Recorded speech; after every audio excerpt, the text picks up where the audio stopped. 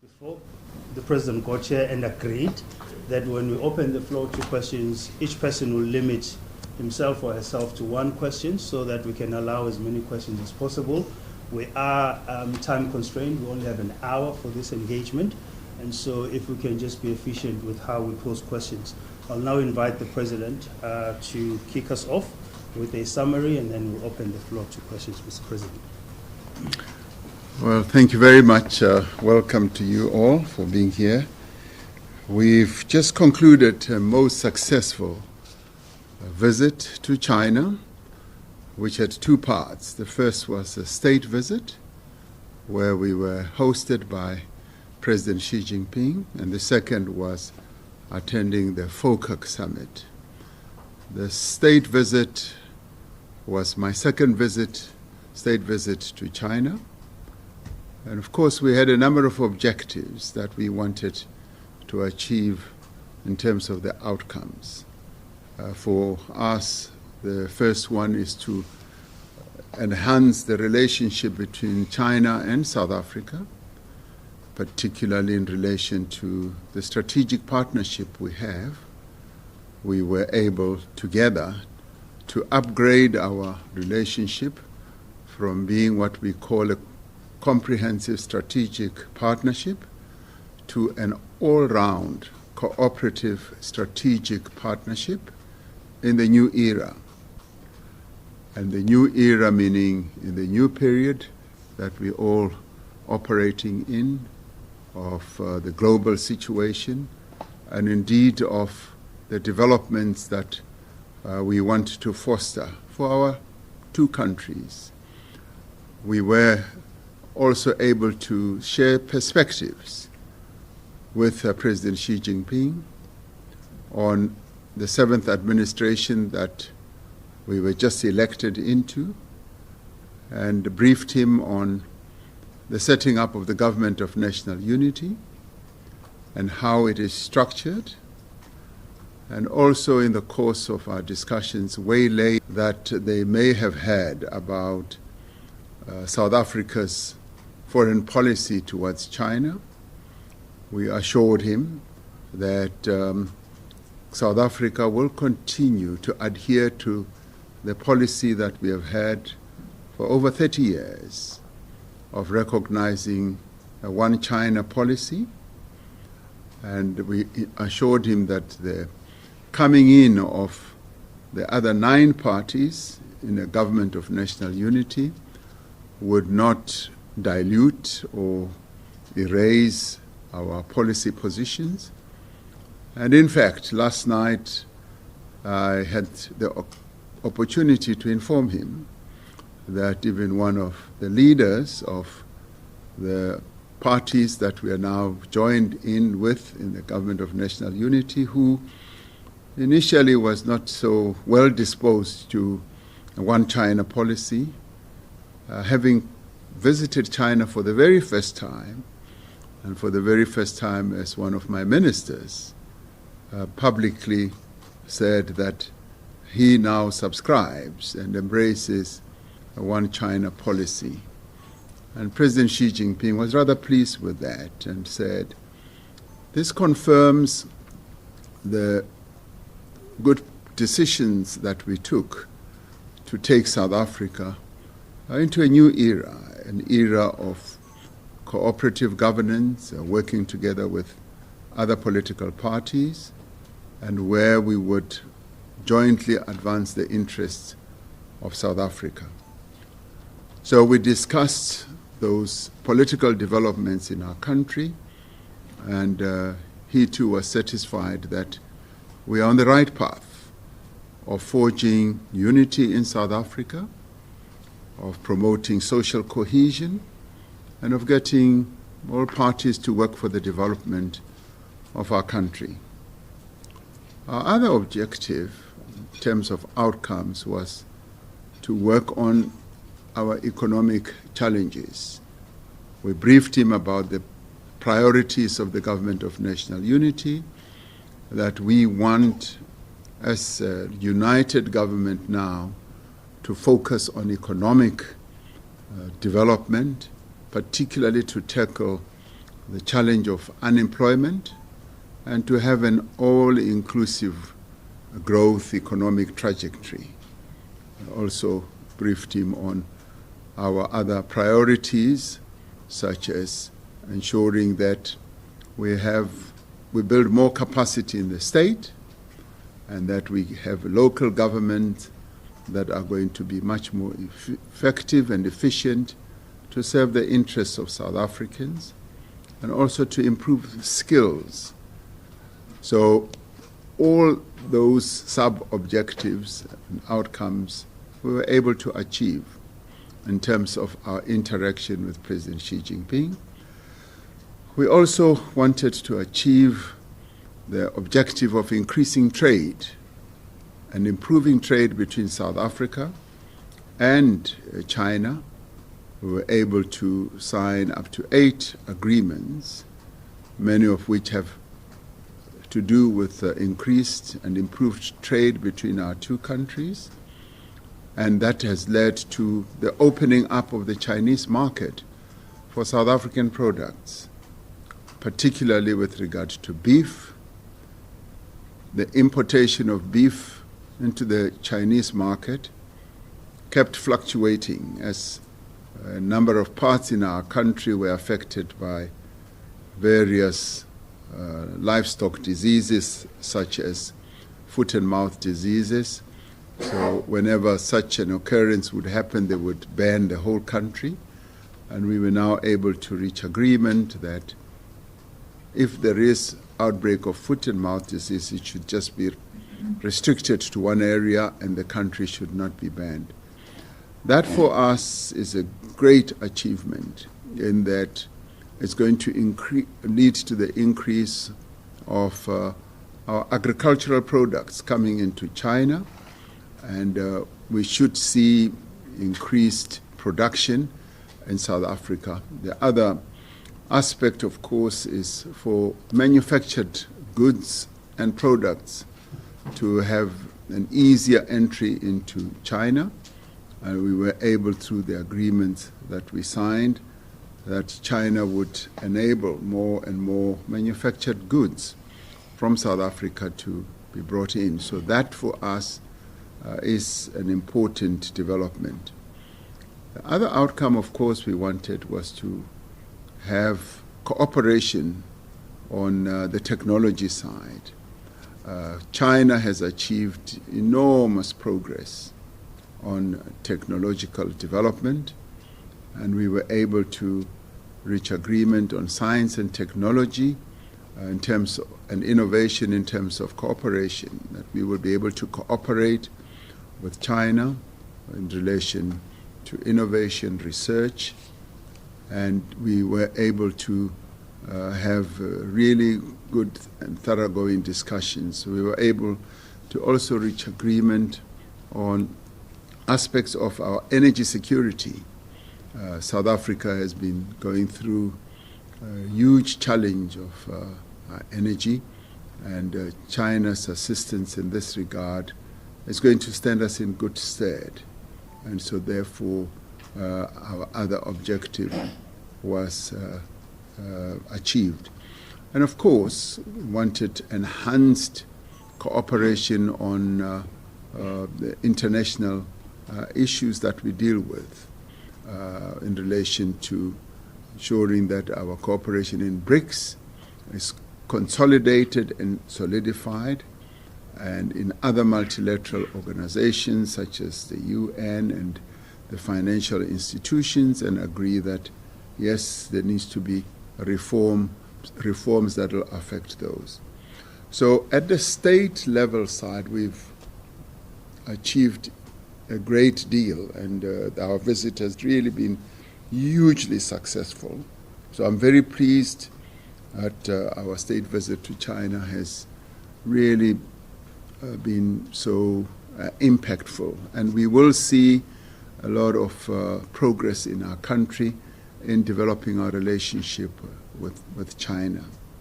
Remembering that China is the second largest economy in the world, and for us as South Africa, it's important to promote our relations. China right now is our biggest trading partner, and we want, through the agreement that we have reached, the all-round cooperative strategic partnership in the new era, to take it to a higher level. We were also able to participate in FOCAC, where we were able, as participants from Africa, to join other countries to deepen, broaden, and enhance our relationships with China, and where we were able to interact with President Xi Jinping, both at a continental level as well as at a bilateral level as countries, and also had the opportunity to hear some of the proposals and suggestions that China has in enhancing our relationships. And he outlined 10 strategic actions that China would like to cooperate with Africa on.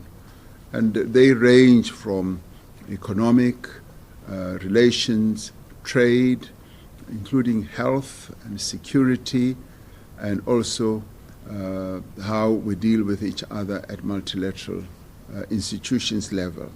So that many of us from the African continent we found most meaningful. And it just shows that the partnership that we have with China is a partnership that is based on mutual benefit, where we want all of us to benefit and to succeed. And it's not a one-way partnership. It's a partnership that is also based on upgrading our own relations to a point where we attract investments from China, and at the same time we improve trade. We have also had the occasion at the South African delegation to meet businesses from China. I, together with my ministers, went to Shenzhen, where we met a number of companies in Shenzhen, where we were able to see the technological progress that a number of companies that originate from China have reached, some of which already operate in South Africa. And we showcased to them the opportunities that we have in South Africa for investments. And we also explained to them the way we are also opening up the South African market in terms of the reforms that we are engendering from our energy sector right through to things like visa regime, which has been a bit restrictive in that many Chinese business people and tourists have had to wait for too long to get visas to come to South Africa. So we addressed that and told them that we are going to also enhance the reforms in that regard. And we found that many of them who have invested want to increase their investments, and a number of the others who have not yet invested would like to look at opportunities where they can invest in. So that engagement was also most useful, and I do believe that in time to come it will be beneficial. We also invited them to the South Africa Investment Conference, where we want potential investors to come to South Africa. We also lastly had an occasion to interact with South African businesses that are invested here in China and that also want to invest in China. We had a huge delegation of South African businesses. I would guess the biggest that I have had to deal with on a foreign visit. And they also spoke out in great support for the political relations that they see as being good between South Africa and China, because that forms a very good foundation for them to be able to conduct their own businesses.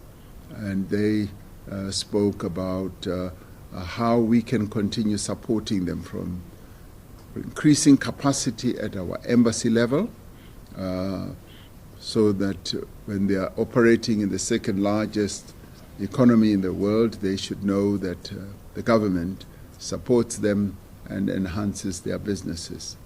So all in all, this has been a most successful visit to China, and we're truly grateful for the manner in which China conducts its relations not only with South Africa but with the rest of the continent, with recognition, with respect, and with due regard to one another. And that, in our view, is what we call a really good relationship between states. Thank you very much. Thank you very much, Your Excellency. We'll now open the floor to questions. We'll kick off with Sophie. Mr. President, President Xi Jinping made an announcement of resources, particularly on this UN. Can somebody switch off the air conditioner? It's beginning to affect me. I'm not a good friend of air conditioners. So I'm saying, Mr. President, President Xi Jinping has announced a massive injection in terms of resources for the continent. It was $10 billion US. Yeah. When we look today, it's 51 billion US dollars in 3 years. But the question that comes to mind is this not a debt trap for poorer countries on the continent, as we saw what transpired in other countries that borrowed money from China, building infrastructure? How are you going to navigate that challenge as you characterize the relationship being a win-win? How do you avoid sinking our resources? Well, the operative word that President Xi Jinping used is that these will be investments where China will be investing in a period of, say, 3 years or so. And I guess they will be investing through their state-owned enterprises. And investments are processes that are based on agreements that every country on a bilateral basis will reach with the investing company or the investing country. And no doubt those entities that will be investing obviously want to see a return, firstly of the capital they've put in, and indeed a profit. And so every country will seek to structure its investment relationship with each of the countries or entities in a way that is beneficial to them. Now, I should immediately add that I don't necessarily buy in the notion that when China, say, invests, it is with an intention of, in the end, ensuring that those countries end up in a debt trap or in a debt crisis. During COVID, I had the opportunity to talk to President Xi Jinping about the debts that many African countries were carrying at the time when we were advocating for debt cancellation, debt forgiveness, and a standstill on debt repayments. I was able to get President Xi to understand exactly where African countries stood, and that resulted in China agreeing that with a selected number of countries they will cancel the debt, and with others they would obviously have a debt still payment still agreement. So in the end we would see China as a partner that seeks to foster the development of our continent. And when they have counted and outlined the various investments, we find that they have done so in many, many countries on the continent. And obviously, they do so with a view of enhancing the development of our continent. And countries must themselves ensure that when they do attract those investments, they attract those investments to develop their own countries and at the same time to continue having a mutually beneficial relationship with China. So I am very positively disposed to the amount of money that President Xi announced today. I think is going to be a great boon to the African continent, and each country must then structure its own investments with various entities in China in a way that benefits them. Go on, CGTN. President Ramaphosa, welcome to Beijing, China. There has been so much discussions and debate about what kind of a country of power China has been to Africa, to South Africa, ranging from neocolonialism to a benign and benevolent power, moving away from conditionalities and preaching of previous powers, to becoming a country that respects equality and approaching Africa as a true equal. So in your eyes, how do you see China as an influence and a partner to Africa? And very quickly, touch upon the visa agreement. Can Chinese citizens with a personal passport expect and anticipate to travel to your beautiful country, which have been with a visa-free program maybe someday soon? Well, our experience is that China seeks to promote a mutually beneficial relationship with countries that it interacts with or engages with on the continent. And today, President Xi Jinping demonstrated that, where he said that China is now going to upgrade the relationship that it has with a number of countries to a comprehensive strategic partnership. Now, that has a lot of meaning politically, and I would guess you can extrapolate from that economic dealings as well. So I don't subscribe and believe that it's a relationship that is oppressive, that is also neo-colonial. It should be seen as a mutually beneficial relationship that is based on recognition, respect, and also of advancing each country's own development. China is much more focused on the development of countries on our continent. And we must remember that China has never been a colonial power, and particularly on the African continent. From time immemorial, when Zheng He traveled to Africa, it was 1434 or so, to advance relations with the African continent. And I told President Xi Jinping last night that I see the China that he's leading moving in the same direction as Emperor Judi, who opened up China at the time and wanted to have a mutually beneficial relationship with the world and indeed with our own continent. So it's a relationship that is based on all the good intentions, and we respect that and we accept that. And that is why, as I spoke yesterday, we are, as African countries, committed to enhancing our relationship with China, because we can see genuineness, we can see respect, and we can see their intention to have a mutually beneficial relationship. As regards the visa challenges that we've had, we are going to reform our visa regime. We've identified the visa regime as one of the reforms that we have embarked upon. And China is an important tourist market for us as South Africa, and we'd like to see more and more Chinese people coming to China, and that fits in very well with the people-to-people relationships that we want to have. So yes, we are going to make sure that Chinese people with their own passports can be able to visit South Africa, and the business people from China also raised their own challenges. So it is an important reform area for us as a government, and we did say we are going to address this and ensure that we ease the visa restrictions or requirements that exist at the moment.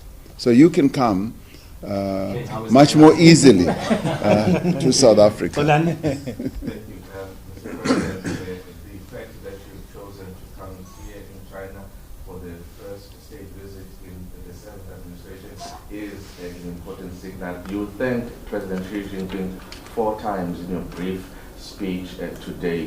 What do you say to those back home who believe that China may not be and should not be as important?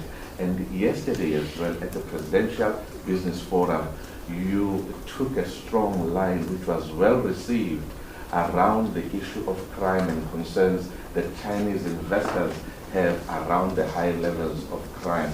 You used strong words about this administration taking that line. So I'm asking this next question based on that. At the cabinet meeting, the acting president, Cyril Ramaphosa, said only the president can answer the question of Tembi Simelane and what should happen in that front. So that is my 2-part question. Okay. Let's start with the issue of the Minister of Justice. That is a matter that we are dealing with. And I would say that as a president, I do need the space and the time to be able to deal with this matter. And certainly, the matter is being dealt with, as I indicated some few days ago. So it's not a matter that's going to be swept under the carpet. It's being dealt with. So be rest assured, the matter is being addressed. In relation to those naysayers, those who are still doubtful, like the biblical Thomas, I would say that this being the very first state visit in the era of the 7th administration and in the era of the government of national unity is a very important and clear signal of how we view the People's Republic of China, and also the intention of the government of national unity to have a foreign policy direction and trajectory that supports our economic growth.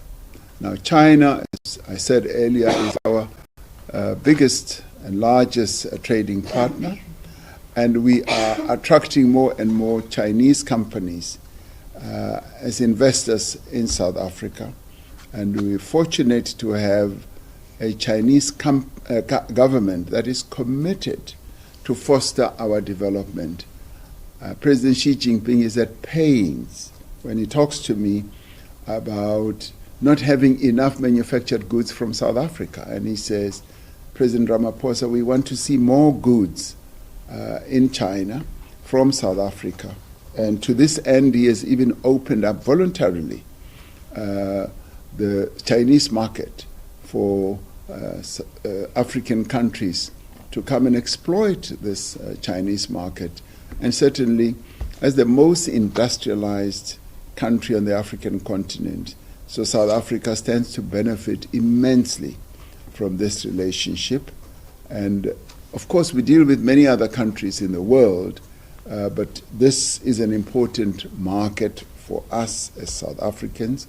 And businesses that are already invested in South Africa from China, for instance, one of them is already manufacturing goods from start to finish and exporting them to countries like Europe. Now, that is a great boon for us. We cannot downplay that. It's an important indication that this is a country that is prepared to interact and deal with us at a very serious economic level and political level. Shishijia. Mr. President, so this marks the 14th anniversary of the comprehensive strategic partnership between China and South Africa. And South Africa is the first African country to join the Belt and Road Initiative. So, President, how would you evaluate the achievement of cooperation in the past 14 years? and especially under the framework of BRI. And as we all know, we have elevated our relation to the all-round strategic cooperative partnership. So, what new highlights will you bring to our bilateral cooperation? Thank you.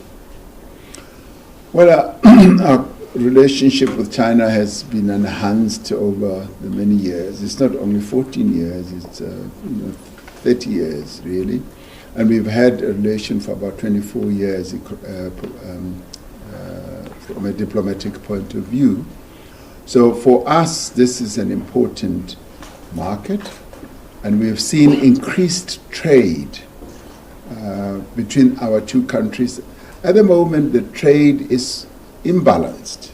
It's more in favor of China rather than in our favor. And it is this that we're focusing attention on to correct that imbalance. And that is why we welcome the opening up of the Chinese market for more and more finished goods from South Africa. I mean, the importation from South Africa into China is much more like raw materials, like our minerals and our unprocessed agricultural products. And we want to upgrade that economic activity to a higher level so that we are able to bring in more finished mineral goods or products or commodities into China and more finished agricultural products. So we want to see that rising on an ongoing basis. But the trade has been rising over the years. It's been getting higher and higher and better. So the quality of the trade is bound to increase in the coming years, particularly based on the agreements that we have reached between the two countries. Oliver? You're talking about rebalancing trade between China and South Africa. Have you obtained any concrete commitments from the Chinese to bring more manufacturing and other job-creating investments to South Africa? And as China failed in its Dakar 2021 pledge to bring $300 billion of African goods to China, are you confident it will fulfill its promises this week? Yes, I am confident that we will see an uptick of the activity of balancing the trade. In our case, as South Africa, we anticipate seeing more and more economic activity around a number of sectors. For instance, the electric vehicles is, in our view, a sector that is beckoning. The world is moving more and more towards green energy, and electric vehicles are going to be the future.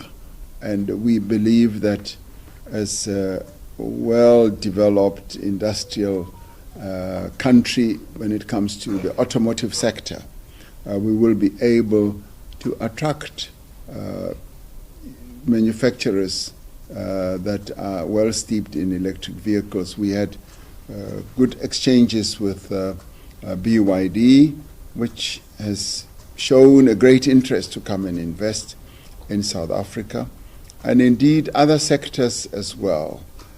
On renewable energy, we've already seen a number of Chinese companies having an interest, and some of them have already started investing in the renewable space. In technology, some of the companies that are leading in technology are Chinese companies in our country, Huawei and ZTE. So there's a great deal of interest, and I will be seeing that 300 billion commitment will be achieved over time. Of course, it'll take time to achieve that because of a number of constraints that our continent still has, but we are going to be going up the ladder as time goes on. So the economic ladder, we will be climbing step by step and layer by layer. We will get there. Zosom, People Daily. President, I come from People's Daily, Upper General Bureau located in Johannesburg. Very nice to see you again. Good to see you. I remember you. Yes. Thank you so much. My question also related to the relationship between our two countries. South Africa is the most visited African country by President Xi, and you are also one of the most frequent African leader to meet with President Xi. So do you think now is the best historical period of South Africa and China? And what is driving our two countries to come closer? Thank you. Well, the relationship between South Africa and China has really reached a point where it needed to be enhanced, to go to a higher level. And that is why we agreed that it should now be characterized as an all-round, cooperative, comprehensive strategic partnership that is going to operate on an all-round basis without restricting it to certain areas only. And we've had the joy of having a good cooperation with China in a number of areas, both bilateral country to country and also descending to economies, people to people, cultural, and also education and skills development. And we've also had a very good international relations type of cooperation. BRICS is one of the high points that solidifies our relationship with China, and we cooperate very well at the United Nations level and now through FOCAC. So our relationship with China is of good quality. It is a very strategic relationship. And you are absolutely right. President Xi Jinping has visited South Africa more than any other country on the African continent. And we value that and we welcome that because our continuous interactions just enhances the relations between the two countries. And we will now be proceeding to a number of other forums in the world, and we will meet there. And we will also have discussions and even reach further agreements as we move on. So it's a very special, all-round, comprehensive, cooperative relationship. So we are very pleased about that relationship. Reuters? You even put your computer down. You don't mess around, right? I know. Mr. President, you mentioned just now that you were interested in receiving more investment from China in electric vehicles. Yes, sir. An area where the US and European Union have accused Beijing of directing state subsidies and having overcapacity in. Are the West lobbying South Africa not to accept more Chinese investment in this sector and instead to take more investment from their own automakers? Thank you. No, South Africa is not being lobbied by anyone not to accept investments from China. South Africa is a sovereign country, and we want to remain sovereign both politically and economically, and when it comes to foreign policy as well.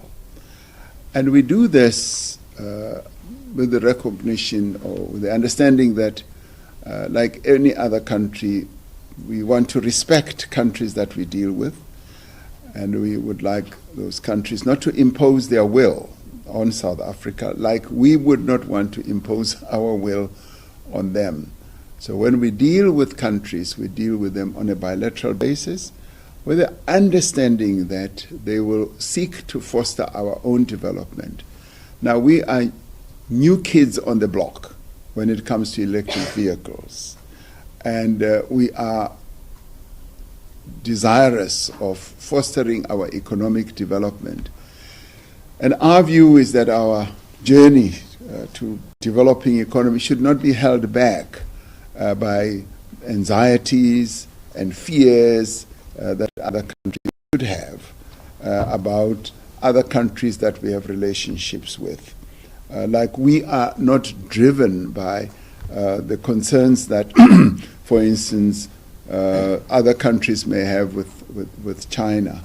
So our respect for sovereignty, both economically and politically, is really meaningful, and it is the foundation on which our foreign policy is really based, and it is based on foster the progress of one country as it seeks to foster your own progress, and do not seek to hold another country's progress and development back.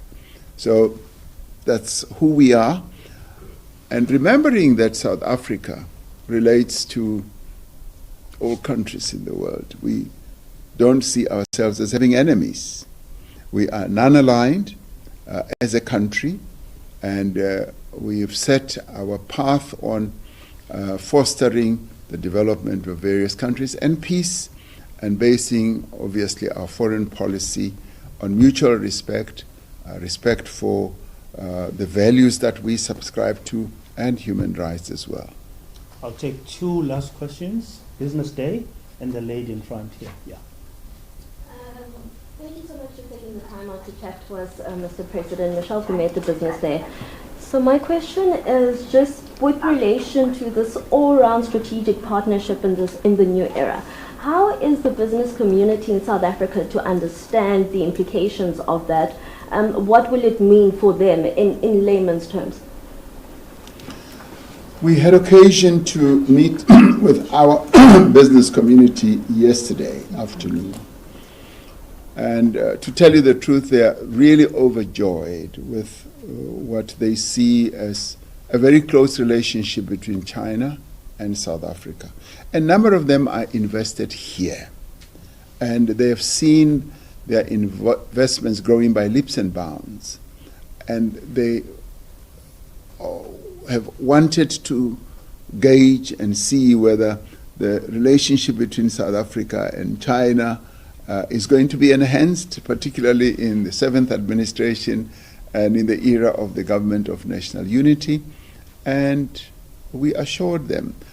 And their citing of ministers that I had in my delegation from other political parties was actually a real sort of confidence booster. They want confidence. They want to see that we have stability, we have confidence. They can have confidence in the future trajectory of the country. And some of those companies also not only invest in China, but they also want to be partners of Chinese companies when they come to South Africa. So we had the benefit of having the two types of companies in our engagement with the business. And they made suggestions, rather good suggestions on things like visas, on things like deepening and hastening the reforms that we have embarked upon. So it was a very good engagement, and similarly, as I said earlier, with the engagement with Chinese businesses. And for us, this was like a real first time as I travel to have an engagement in three versions. Firstly, to meet them all, Chinese and South Africans, and thereafter to meet Chinese separately, and thereafter to meet South African business people separately. So we've been very busy. We've not been sleeping on the job. Thank you, President.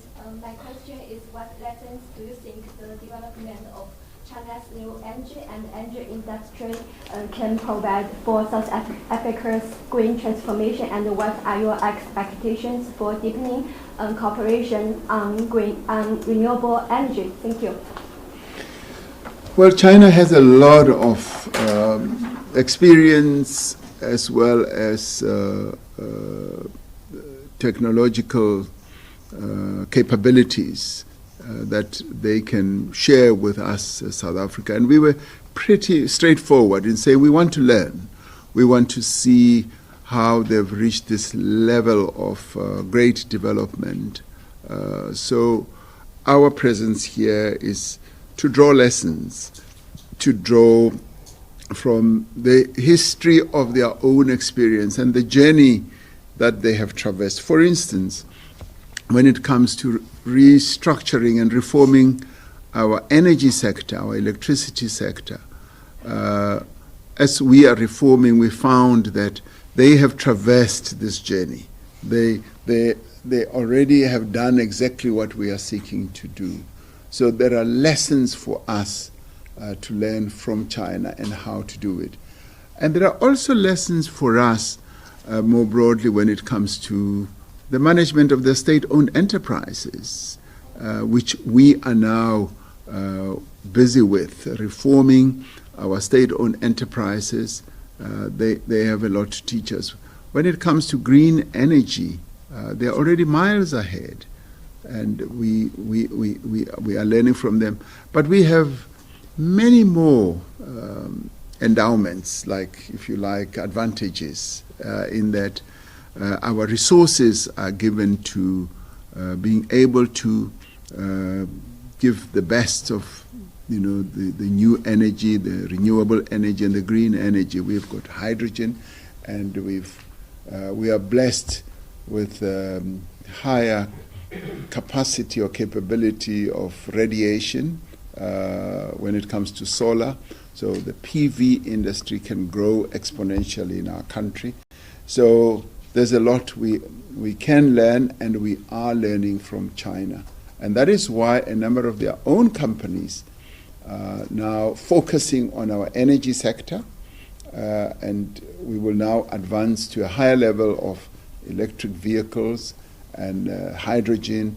So that relationship we're forged with China is a very, very powerful and mutually beneficial relationship. I want to stress that it's not a one-way relationship.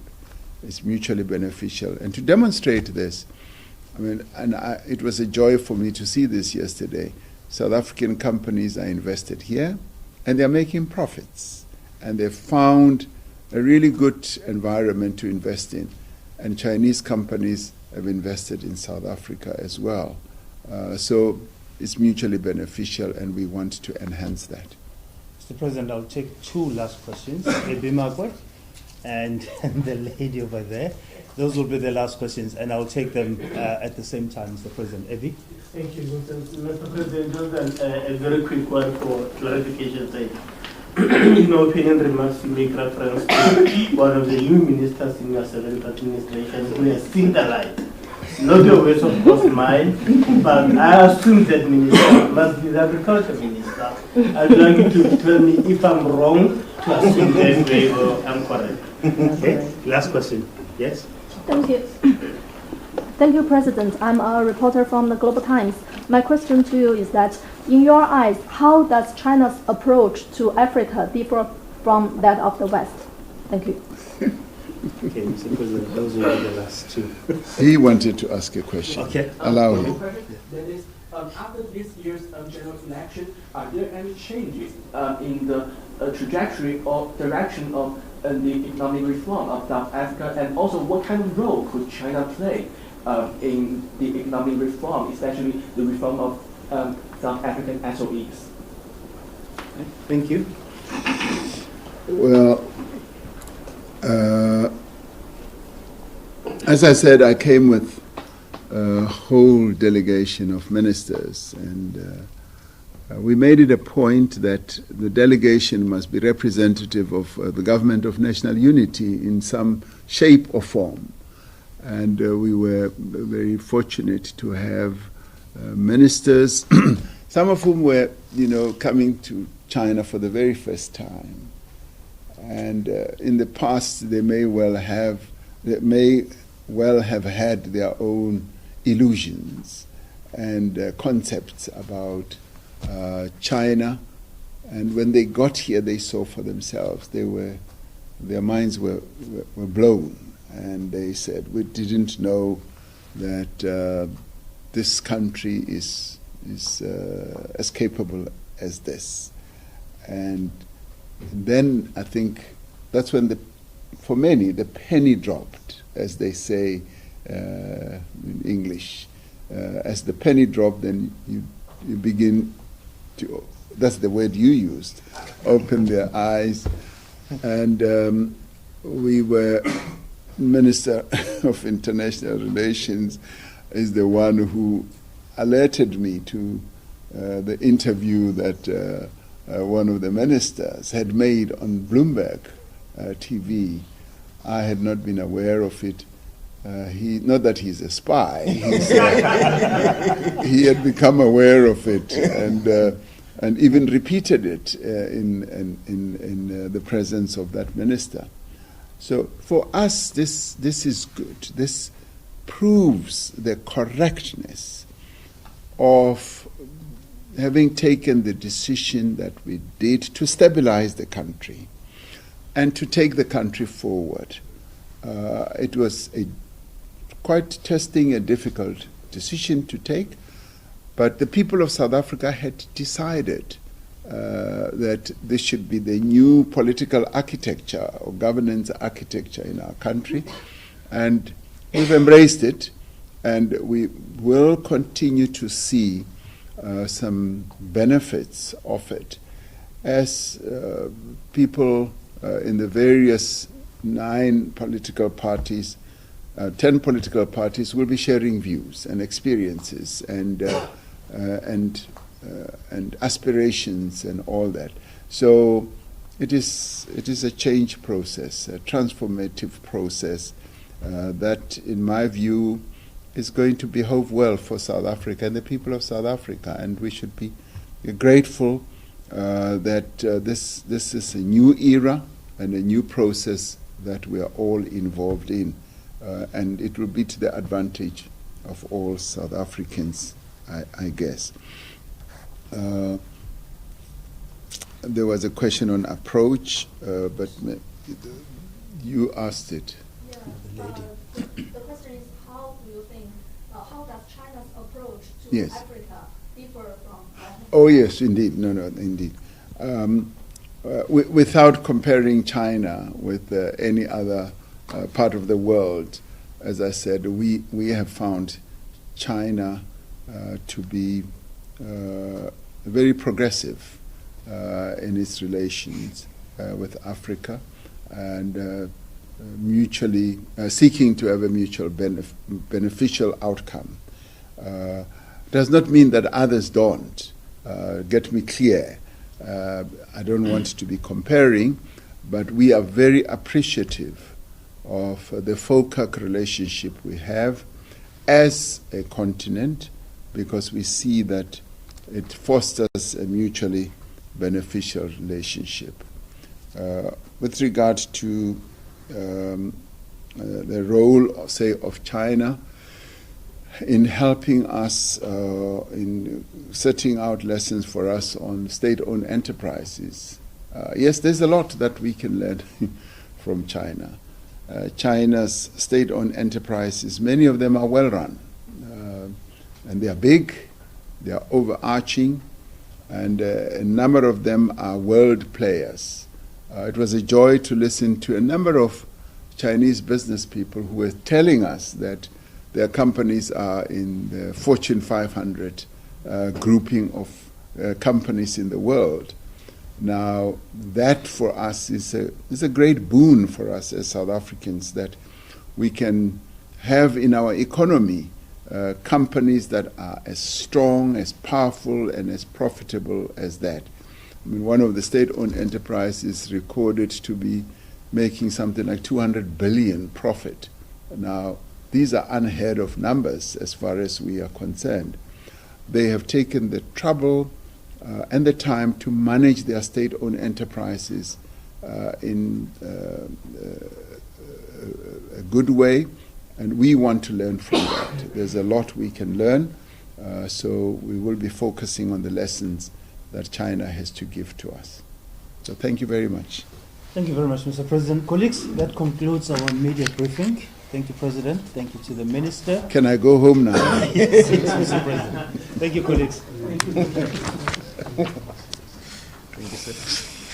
Sophie, you are here. Thank you so much for waiting for us. I'll meet you that side. It was the other way around. Which one was yours? This one? It died eventually. Oh, good.